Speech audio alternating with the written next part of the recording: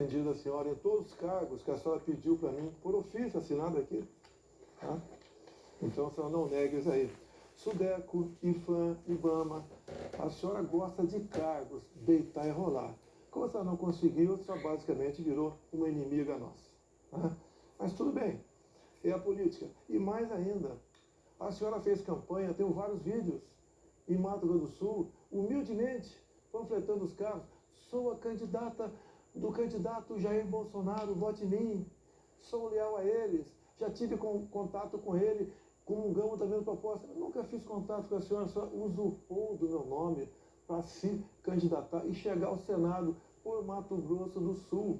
E olha que eu já servi em Newark, Mato Grosso do Sul, por 3 anos. Conheço bastante o povo lá de Mato Grosso do Sul. E o povo me conhece. Eu estou há 3 anos e meio no governo. Um exemplo, não tem corrupção. Teria, se eu atendesse esses pedidos de cargos, que é aí que funciona a corrupção, são os pedidos de cargos que eu neguei para a senhora. Então, olha só, 3 anos e meio no governo, sem corrupção, tranquilo, não atendendo a pessoas como a senhora. Esse é o modelo de governo que o Brasil precisava. Bom, cargo na Sudeco o senhor me deu sim, tá? Cargo no IBAMA o senhor deu sim. Enfim, e o senhor faz isso, eu tenho realmente que tirar a petralhada, não era assim? Tirar a petralhada do poder e colocar a gente de direita. E o senhor deu sim, cargo como cargos são colocados aí, são divididos entre os apoiadores. O senhor fez vídeo para mim, pedindo voto para mim, eu já coloquei nas redes sociais, mas eu quero fazer a pergunta exatamente que também o Brasil quer saber. Quero saber, candidato, se o senhor se vacinou, qual foi a vacina e quantas doses? Vacina anti-Covid, os brasileiros querem saber.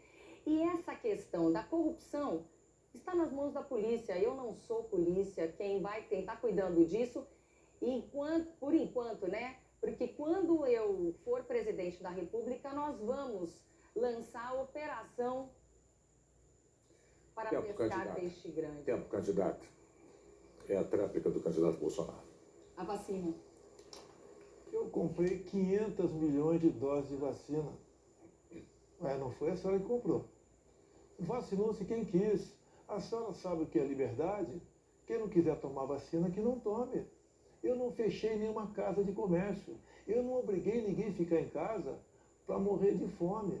Eu atendi os mais humildes do Brasil. Eu respeito a individualidade de cada um. Eu respeito a liberdade de cada um. Tomou vacina quem quis. Hoje, temos na casa dos 30 mortes por dia. Quero que chegue a 0. Graças ao que nós fizemos.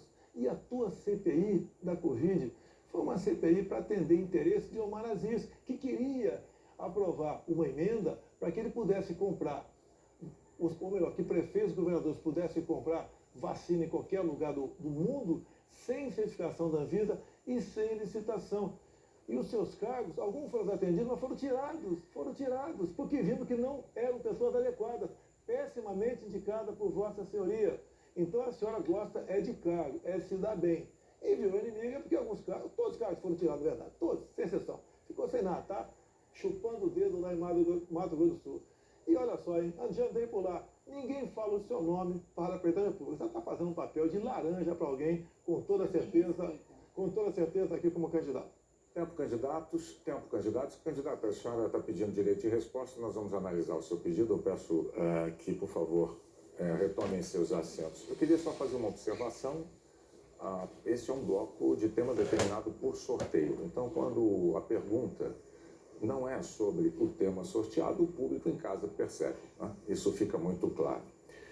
E está concedido o seu direito de resposta, candidata. A senhora pode, por favor, então, retornar, antes que eu prossiga com o debate. 1 minuto para a sua resposta. Não sou uma candidata laranja, o senhor me respeite. O senhor não respondeu sobre a questão da vacina, se o senhor se vacinou ou não, mas nós sim podemos acabar com essa portaria que o senhor deu, né? Escondeu, seu governo não é transparente quem abandonou todas as bandeiras foi Vossa Excelência. Nós realmente saímos, é lógico, o senhor não gostou, mas nós saímos desse governo porque o senhor não cumpriu as bandeiras que o elegeram. Abandonou a bandeira do combate à corrupção, abandonou a bandeira do mercado liberal, abandonou o partido que lhe abraçou e é simplesmente assim, abandona os candidatos. Capitão Contar, que a vida inteira lhe apoiou, o senhor não apoia ninguém que lhe apoiou antigamente. Enfim, é assim, o traidor da pátria. Tempo, candidato. O Bolsonaro ergueu a mão. Candidato Lula, em vários aspectos, o governo do PT se assemelha ao governo Bolsonaro e, portanto, são iguais. Eu falo especialmente no desperdício de gastos públicos. Gastou-se muito no seu governo e mal, gasta-se muito no atual governo e mal. Houve desvio de corrupção no governo do PT. Hoje tem denúncias gravíssimas de corrupção neste governo. Até nas privatizações, vocês se parecem. O seu governo prometeu um trem-bala que não aconteceu. E agora a Tempo, candidato. A senhora não teve... vai haver privatização. Tempo, candidato, por favor. estatais. Candidato Lula, o senhor pode responder. A candidata Simone está sendo um pouco injusta na pergunta e nas acusações. Primeiro porque, se você acompanha a economia brasileira, você percebe que em 2002 eu peguei o país com 12% de inflação e 12% de desemprego, com a dívida no FMI, com a dívida pública de 60,5%. Nós reduzimos da dívida pública para 37,7%, nós reduzimos da inflação para 4,5%, nós reduzimos do desemprego e no final do mandato geramos 22 milhões de empregos, e nós começamos a fazer uma reserva que nunca antes na história do Brasil tinha havido reserva e deixamos o Brasil com um colchão extraordinário. Nós investimos efetivamente para que o BNDES investisse no investimento brasileiro. Nós começamos a fazer o PAC, que foi o maior programa de investimento de infraestrutura do nosso país. Foram 13 milhões e 500 mil obras entregues, ficou quase 1 milhão de obras já em andamento e mais 5 milhões que estavam em projeto e se pararam porque os governos seguintes não fizeram as obras. E só no Mato Grosso, sabe quanto que nós investimos? Sabe quanto nós investimos? 38,8 bilhões em obras de infraestrutura. Se quiser eu posso citar, eu não vou citar porque a senhora deve conhecer como prefeita do Mato Grosso do Sul. Mato Grosso do Sul, eu estou dentro de Mato Grosso do Sul. É só perguntar para o seu governador do PMDB, que é candidato, é perguntar para o prefeito, que é senador, seu amigo Nelson Trade, que ele vai lhe dizer. Eu era chamado pela imprensa do Mato Grosso do Sul como o pai do Mato Grosso, tanto na prefeitura quanto no estado. Então nós fizemos muita coisa, investimos muito e moralizamos muita coisa nesse país, sobretudo a Petrobras. Nós capitalizamos a Petrobras em 70 bilhões de dólares. Porque a Petrobras não achou o pré-sal porque deu sorte, não. É porque foi investimento em pesquisa. Então, veja, além de tudo, o que resultou foi emprego, o que resultou foi educação, o que resultou foi... Se eu mostrar o que foi feito em Três Lagoas, a senhora se lembra porque era prefeita lá. Foram 2 bilhões de investimentos, 1 bilhão e meio em infraestrutura e 500 mil milhões de casa. Só casa para moradia foi 4 milhões de casas contratadas. Não, 4 mil casas moradia, 4.640 casas contratadas. Entregue quase 3 mil. E a senhora era prefeita, a senhora sabe disso. A senhora sabe que nós fizemos da fábrica de celulose lá, a fábrica de ureia. Eu fui inaugurar a fábrica de celulose. A senhora conviveu com isso muito bem. Candidato. A fábrica de celulose, eu fui para os Estados Unidos e nós corremos atrás e conseguimos levar as duas, não foi só uma depois, as 2 maiores fábricas do mundo de celulose e sou conhecida até hoje como a prefeita da industrialização. Mas o senhor fugiu da pergunta. Eu perguntei o que fará com a privatização de estatais deficitárias, como o EPL, que até hoje foi criada para se construir o trem-bala, que liga o Rio, São Paulo, e ela continua. Não estou falando se vai privatizar tudo ou não, mas as privatizações de estatais que juntas, por exemplo, dão um prejuízo de 10 bilhões de reais aos cofres públicos. Sabe o que dá para fazer com esse dinheiro? Dá para bancar o Poupança Jovem, os 5 mil reais para cada jovem do ensino médio que se forme todos os anos. Dá para pagar pelo menos metade das casas populares que nós queremos construir no Brasil, num total, e essa compromisso eu fiz se for eleita presidente da República, de construir 1 milhão de casas populares. Então, repito, eu fiz uma pergunta simples.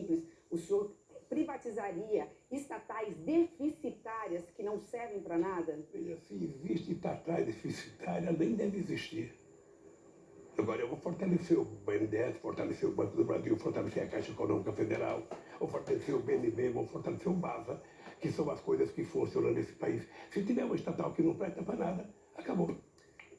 Tempo esgotado, obrigado, candidatos.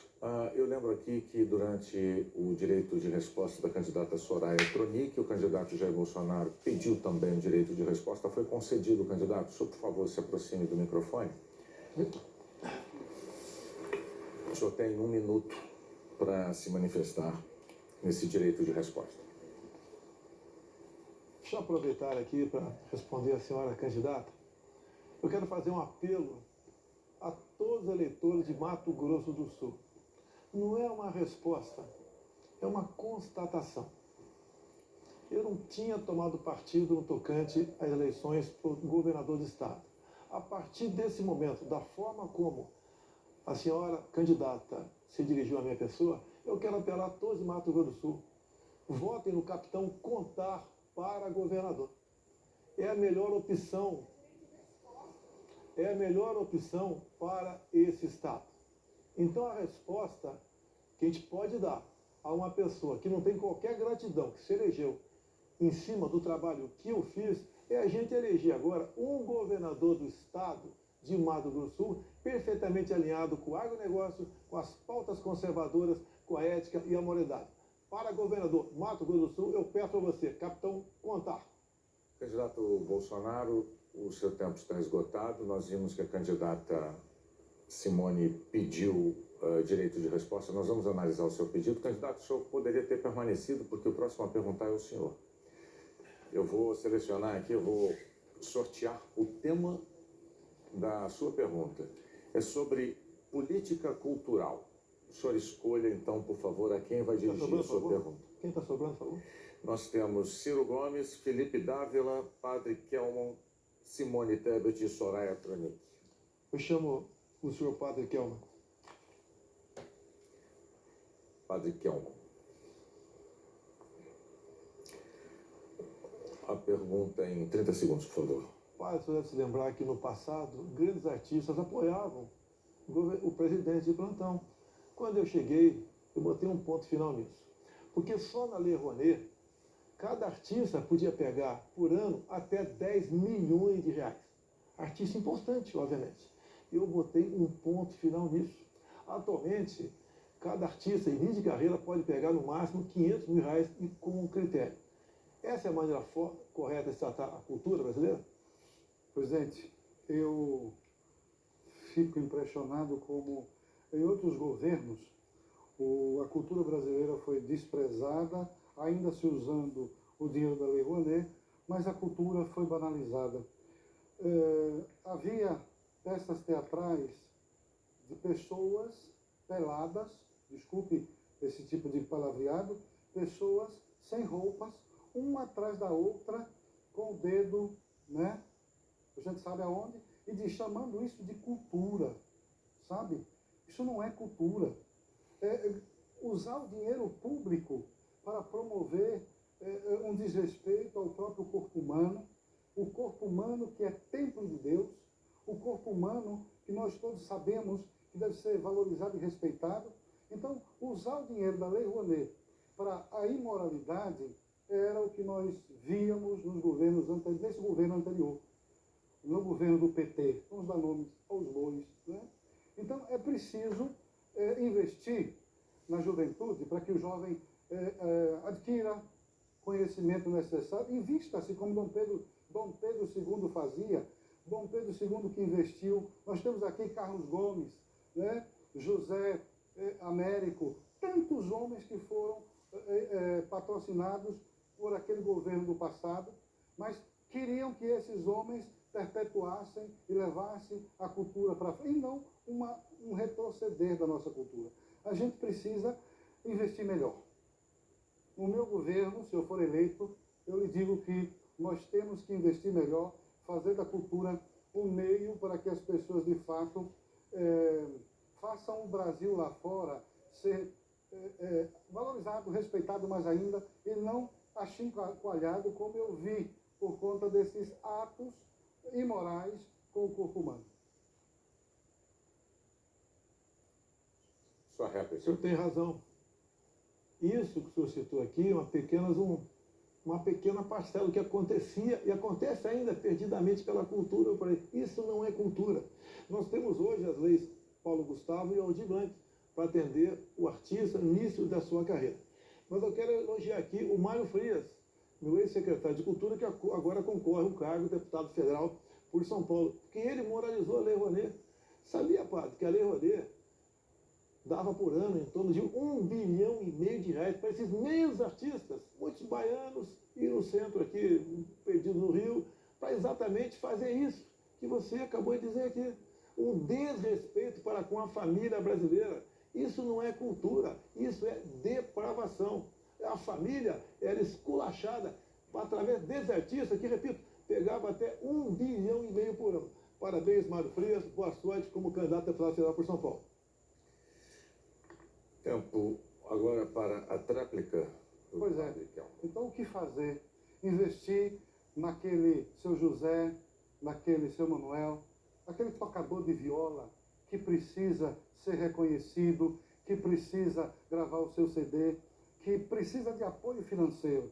Então, você que precisa de ajuda, você que está aí nas ruas, a gente passa pelas ruas de São Paulo, a gente vê tanto artista de rua que precisaria de um auxílio, desse auxílio da Lei Rouanet, de ajuda para que o seu trabalho pudesse ser valorizado, reconhecido, até visto por uma grande empresa como essa de comunicação, né? Mas não, o dinheiro foi desviado para essas pessoas que não precisam, porque são grandes artistas. Por que ainda querem utilizar o dinheiro público? Será que não basta? É uma sede de dinheiro público, o dinheiro do povo, o dinheiro da cultura. Tempo esgotado, candidatos. Muito obrigado. Candidata Simone Tebet, o direito de resposta que a senhora pleiteou na fala do candidato Jair Bolsonaro foi negado. Eu vou dar sequência ao nosso debate, agora sorteando o tema para a pergunta que o candidato Ciro Gomes vai fazer. Candidato, o senhor pode se aproximar. É sobre privatização, a questão que o senhor vai endereçar ao seu oponente. Quem será? A senadora Soraya. Senadora Soraya. Privatização é o tema. Senadora, eu penso que a privatização deve ser vista como uma ferramenta a ser usada pela conveniência estratégica que um projeto nacional de desenvolvimento recomendar. Por exemplo, privatizar a telefonia, gol de placa aconteceu no Brasil. Por exemplo, mineração, Vale do Rio Doce, siderurgia, CSN. Não vejo maiores problemas nessa privatização. Entretanto, petróleo no mundo ou são 80% estatais ou 20% a um cartel internacional. A senhora privatizaria ainda assim a Petrobras? Não, a princípio não. Mas eu quero, antes, aproveitar a oportunidade aqui para dizer o seguinte. Dentro de apenas três cargos que eu pedi para ajudar o meu estado, consegui 2, né? Consegui, mas eles não aceitaram fazer rachadinha. Isso acontece. Então a gente vê que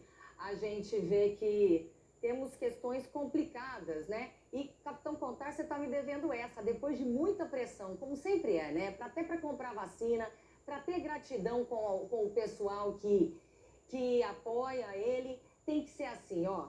Você está me devendo essa, meu amigo. Bom, a questão é a seguinte, quando a pessoa tem problema, às vezes Freud explica. Quando a gente tem problema, tem que se tratar, não pode descontar no povo brasileiro. E digo para você em relação às privatizações, Ciro. Primeiro, eu gostaria de ter sobre o nosso país como é que chegou nas mãos do atual governo. Quantas estatais? Quantas foram vendidas? Quantas dão prejuízo?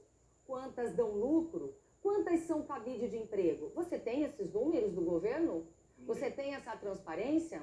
Então, antes de falar em Petrobras, que é uma empresa de economia mista, que dá lucro e que tem muitos investidores, muitas pessoas têm ações, a atividade é importante para o nosso país, nós temos que falar dessas, que ficam debaixo dos panos. E é a pergunta que eu faço para o atual governo, que eu gostaria que vocês me ajudassem a descobrir. Você sabia que são mais de 500 estatais? Sabia? Pois é, quantas dão lucro? Você sabe? Quem sabe? Quem sabe? Quem sabe? Eu quero saber, Brasil. Vocês querem? Você em casa quer saber quantas dão lucro, quantas não dão, quantas foram vendidas? Porque isso tem que ser feito. É prestação de contas do governo. O que eu fiz, o que eu não fiz, o que eu vou fazer. Que até agora eu não fiz. Como é que é isso? Então é dessa forma. O Projeto Nacional de Desenvolvimento deixa muito claro qual é o papel do Estado, qual é o papel do capital nacional, cuja contabilidade é em real, e qual é o papel do capital estrangeiro, cuja contabilidade é em dólar. Nós prevemos tudo isso e, na verdade, a gente tem que entender qual é a finalidade de cada agente estatal. Por exemplo, sabia que o governo Bolsonaro criou uma estatal? Criaram uma estatal para administrar a massa falida da Infraero. Por quê? Porque a privatização brasileira